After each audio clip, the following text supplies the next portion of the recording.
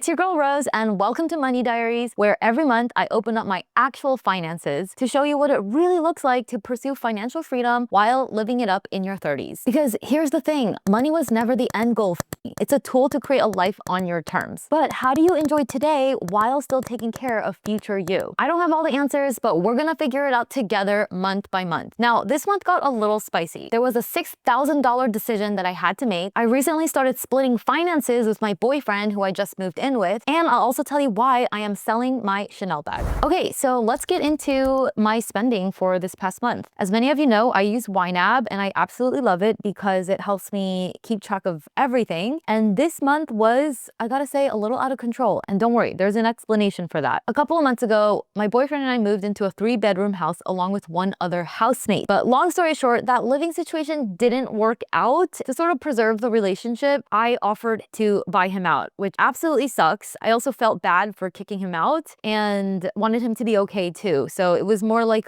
just to throw money at the situation because this is so stressful and I am losing sleep over this. So that's the story behind this $6,000 housemate buyout. That is not going to be a recurring expense. That will absolutely not happen again, but it was something that was necessary. So without that $6,000 one-time expense, my spending would have been more like in the $9,000 to $10,000 range, which is what I was expecting. Now, the other problem is since that housemate moved out, I am now paying for his room until we find a replacement. So my rent went from $1,800 to about $3,200, but we're gonna do something about that. More on that in a minute. Another spending category that really gets me is this gifts and charity section, because for whatever reason, what I love to spend my money on is just spoiling the people that I love, whether that is Jupiter, not that he's a person, or my boyfriend, or my mom. However, I do like how the rest of my spending looks because I cut some memberships that I was kind of using but felt a bit wasteful. I was going to infrared sauna, and as much as I love it, it just started racking up, and I thought, maybe if I just stop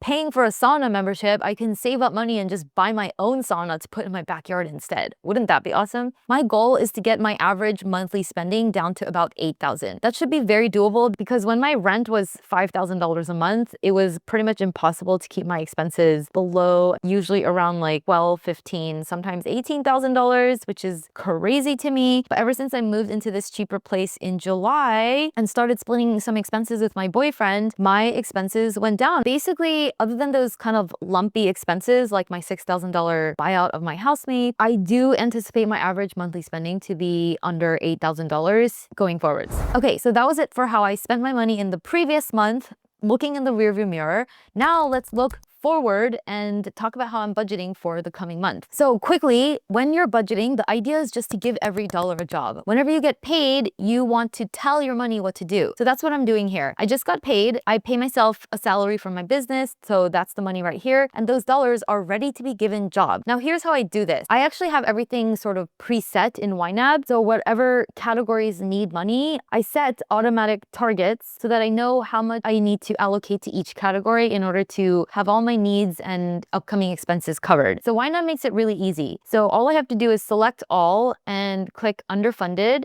and then it will move money from here to all of those respective categories by the amounts that I've already preset. Okay, let's hold off on the budget for a second. I want to get into a little bit about how I am splitting finances with my boyfriend, because that has been a huge change. So before, I was paying for everything by myself, living alone, paying $5,000 rent. Now we're living in this house, and the way we've decided to do it is I am paying for my office, and temporarily until we find a housemate replacement, I am paying for that extra empty room, and my boyfriend is paying for the room that we sleep in. And then he's also paying for all the utilities, his cars, I pay for my own camper van. We pay for our own stuff, but in terms of shared things, he's paying for utilities, he's paying for our bedroom rent. And although the goal is for him to also pay for our groceries, right now I am covering half of them because he is working on some financial goals. Big trips like retreats and totally discretionary optional luxury experiences, I tend to cover those, but usually for little everyday things like dates, it just feels better for me when he covers them because that makes me feel feminine, and we just like how how it makes us both feel. Honestly, we don't really have a perfect system yet. So far, it's been you cover these things, I'll cover these things. I know other couples do like a percentage split, or other couples do like one person is the complete sole breadwinner and then the other person does all of the house chores or whatever. But we really just do things very piecemeal, and he does a lot of the cleaning, I do a lot of the cooking, and we're just feeling it out. But as of now, there's a clear division and it feels good for both of us. I have to say though, it is a huge relief to no longer be managing a whole household by myself, whether that means with the chores or financially. It really is such a blessing to have a partner to do this thing called life with, because hey, life in LA is expensive. As soon as the holidays are over, we're gonna fix up that extra bedroom and rent it out on a website like Furnished Finder. That way it'll offset some of the rent that I'm having to pay. Now, a lot of people would say, Rose, you're a millionaire. Why do you have to get a third housemate? Why don't you just keep the house to yourselves? The reason is because I have some other financial goals that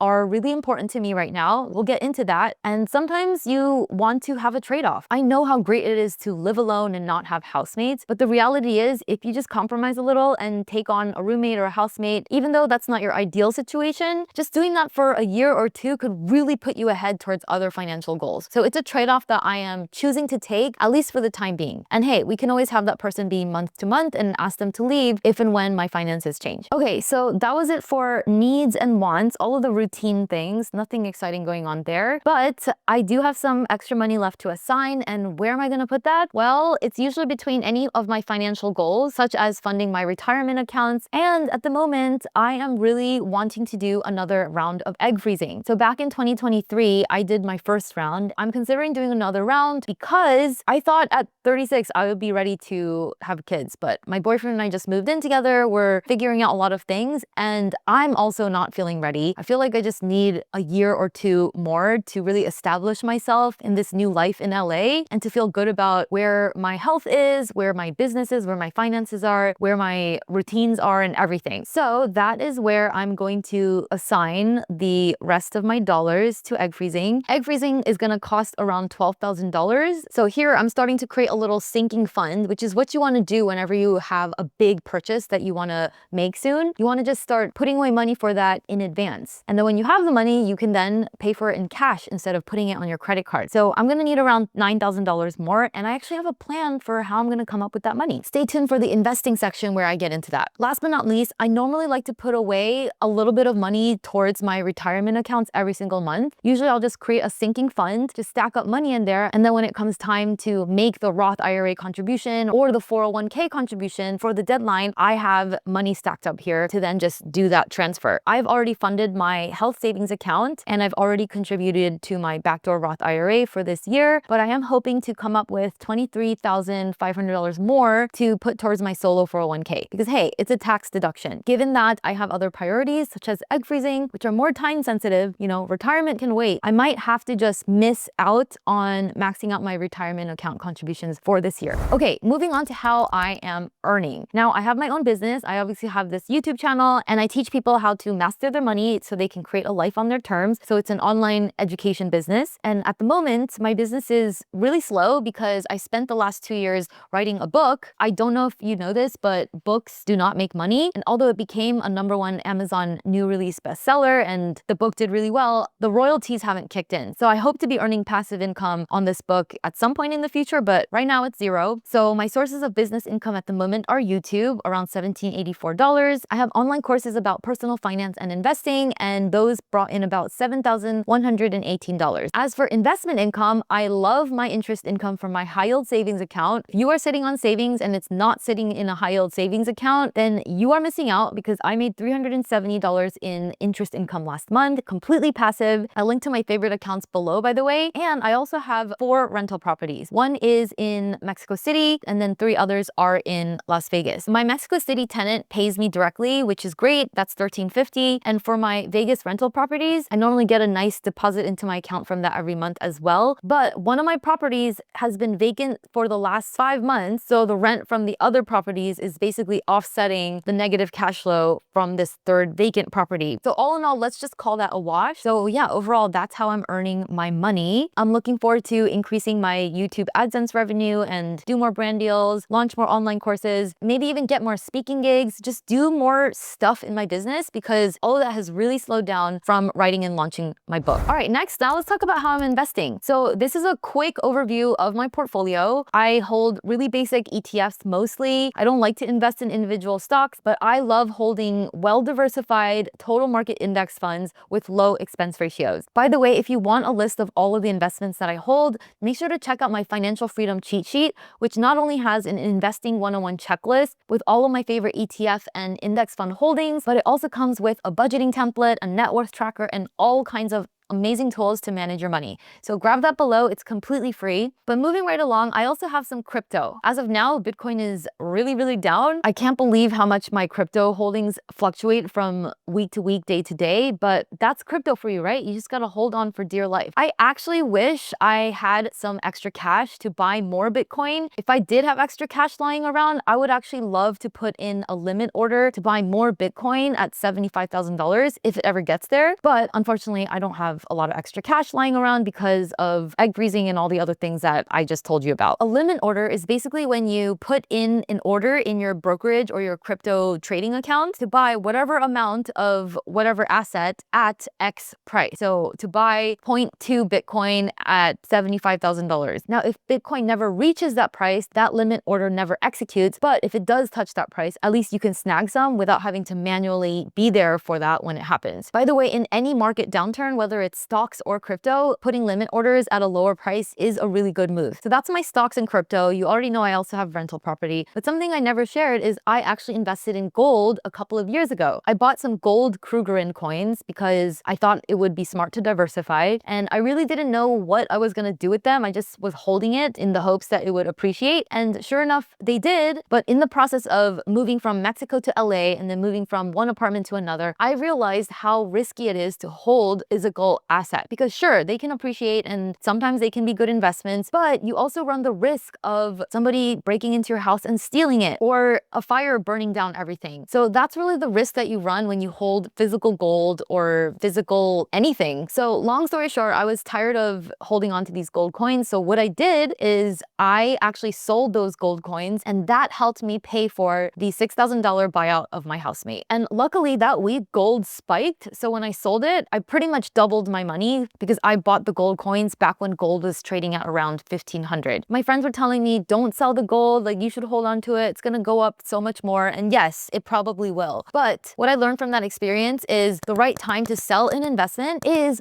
when you need the money, because that's what your investments are for, right? It's not just to hold on to forever and ever and ever so that you can watch it go up and up and up. Like, what's the point of making all those returns if it's not benefiting your life and paying for things that you need in the moment? All right, and I also mentioned the Chanel bag earlier, right? So I have a Chanel bag that my mom gifted to me a while ago. And recently I realized that this bag actually has gone up a little bit in value. So I could sell it for a little more than what my mom actually paid for it. And because I rarely wear it and because I don't want to hold on to valuable things, hence selling the gold coins, I decided to sell it so that I can hopefully get around $5,000 to then put towards my egg freezing. See how it all works? I've been thinking about just how to shift my money from things that I don't care about into things that I actually care about and that are time sensitive, such as freezing my eggs. What could be more important than that? And yes, my mom's gonna be upset. She wants me to hold on to that bag forever. Sorry, mom, but I think she'll understand because, hey, if it comes down to, do you want a Chanel bag or do you want grandchildren? I think she's gonna choose grandchildren. All right, to wrap up this investment section, one really big update is that I have planned to sell all of my rental properties. Now, I'm not gonna do it all at once, but ever since that one Vegas rental property went vacant and it's just been bleeding cash, and then I found out teenagers are vandalizing the property and skateboarding in the pool, and there's all these repairs that need to be made, I realized remote rental property is not for me. And honestly, I don't think it's appropriate for the average person, because believe me, there are so many things happening at that property and you won't be able to effectively manage it unless you visit often and are hands-on. And this is coming from someone who actually has a good property manager managing that property for me. But even so, as the owner, I'm responsible, and there's a lot of details that get overlooked if the owner is not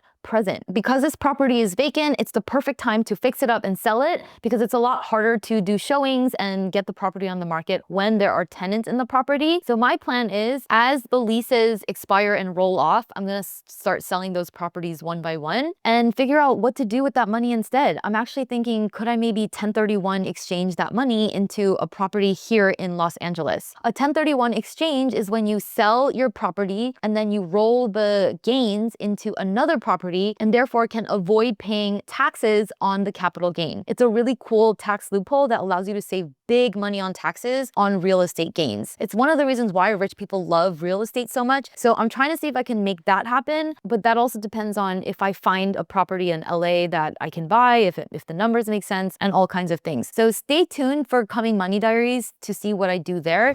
Okay, now it's time to wrap it up with money wins and fails, because we're always learning and growing, right? So major fail is the housemate, the $6,000 expense, which really sucked. It would have been great if we just moved in without that housemate or with the right housemate in the first place so that we could all coexist peacefully and didn't have to pay that crazy expense. But hey, I feel like it was worth it, because when it comes to protecting your peace and having a great living situation, that is more important than anything. Another fail is that I learned that lifestyle creep is a real thing. When I started looking at my spending over the last few months, I've started adding on all kinds of subscriptions like the sauna membership, a gym membership, and then I had a Netflix ad-free subscription, and then started ordering a little too many things on Instacart and DoorDash. And then of course I want to do some Black Friday shopping. So yes, even as someone who really prides herself on being on top of her budget and being very money savvy, nobody is immune to lifestyle creep. One perfect example is my Chase Sapphire Reserve card. 5 years ago, I would never have signed up for a credit card with an $800 annual fee. But over the last 3 years that I've had this card, I thought absolutely nothing of it, because hey, everybody has this card and the way the metal clangs on the tables makes you look and sound really cool. So I normalized paying that. And from there, you can see how it's a slippery slope. Then you normalize having a Porsche and a $1,000 car payment because hey, everybody has it. And then you normalize having a huge house in Beverly Hills and paying